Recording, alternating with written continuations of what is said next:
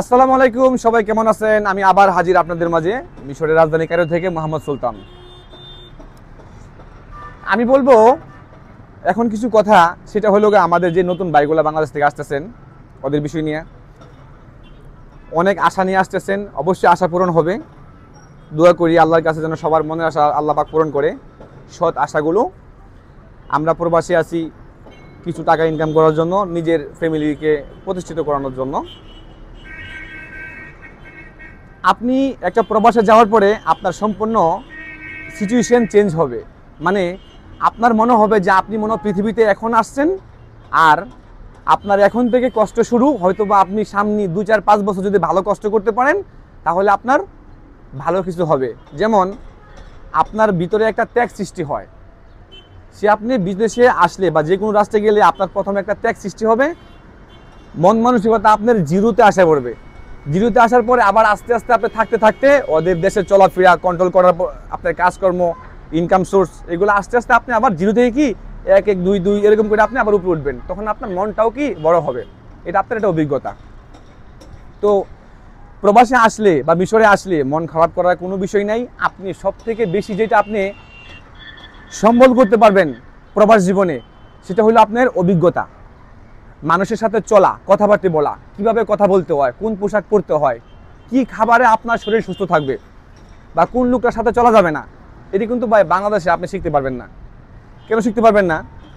কারণ বাংলাদেশের পরিস্থিতি, বাংলাদেশের মানুষের কথাবার্তা, চালচলন, ন্যাচারাল যেই ন্যাচারিটি, এটি ভাই আপনার সাথে মিলবো না।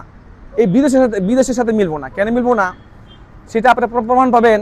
আপনি যখন বাংলাদেশ থেকে মিশরে বা অন্য কোনো রাষ্ট্রে যাবেন, তখনই আপনি প্রমাণ পাবেন যে কেন মিলে না। আমাদের বাংলাদেশের মানুষের ধৈর্য কম, ধৈর্য অনেক কম। মানে অল্পতে বড় হওয়ার চেষ্টা করে, আর বিনা পুঁজিতে রুজি করার চেষ্টাটা একটু বেশি। ভাই বিনা পুঁজিতে রুজি এটা হয় না। কেন হয় না?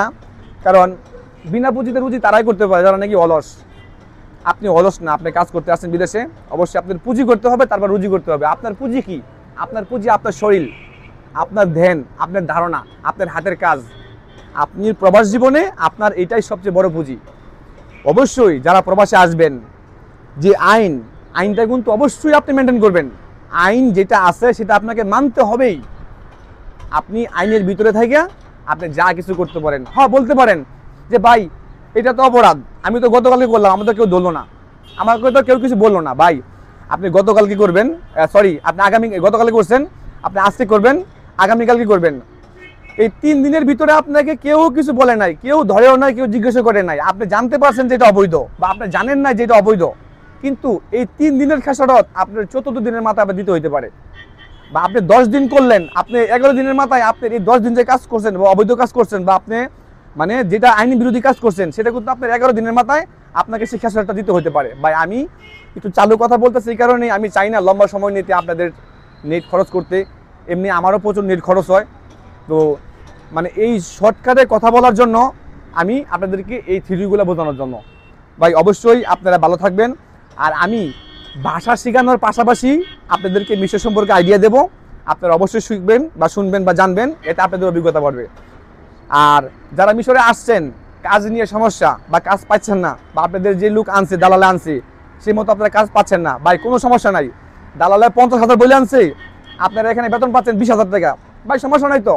আপনি তো নতুন কেবলমাত্র আসছেন এখানে। আগে ভাষাটা শিখেন, আগে আপনার এই দেশের কাজের সিস্টেমটা শিখেন। আপনার বেতন 50 না, আপনার বেতন 1 লাখ হবে। আপনি আগে যোগ্যতা অর্জন করেন আপনার। এখন আপনি বাংলাদেশে টেলারিং কাজ করছেন, টেলারের দর্জি দোকানে কাজ করছেন, আপনি ওই লেডিস কাজ করছেন, 3 পিস ব্লাউজ, সায়া, পেটিকুট, এগুলো আপনি শর্ট পেন, এগুলো কাজ করছেন। আপনি যদি মিশরে এসে বলেন যে আপনি সিনিয়র অপারেটর, এটা কেউ মানবে না। ভাই আমি বাংলাদেশের গার্মেন্টস ডিপার্টমেন্টের ভালো যোগ্যতার লোক, কিন্তু মিশরে এসে আমার হেল্পারি করতে হয়েছে এবং কি অপারেটরি করতে হয়েছে। কারণ একটাই, আমি ভাষা বুঝি না।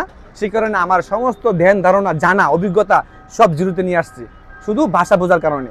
যখন আমি ভাষা বুঝতে শুরু করলাম, তখন হয়তো বা আস্তে আস্তে আমার লেভেলটা একটু উপরে উঠা শুরু করছে, কিন্তু আমার আর গার্মেন্টসের কাজের দিক দিয়ে মন নাই। তখন মন হয়ে গেছে উড়াদোড়া।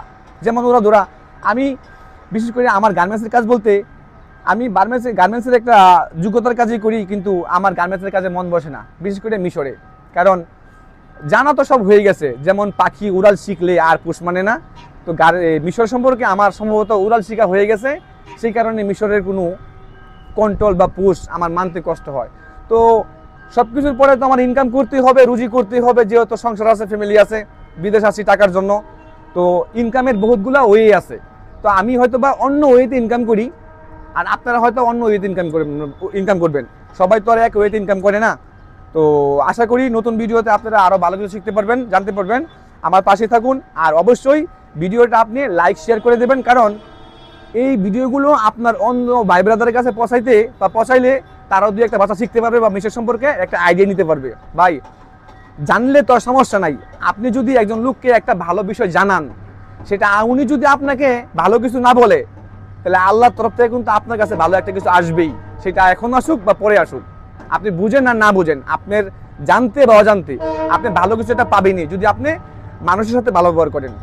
সেই পর্যন্ত ভালো থাকবেন, নতুন ভিডিও পর্যন্ত ইনশাআল্লাহ। আশা করি আবার দেখা হবে। আল্লাহ হাফেজ, বাই বাই।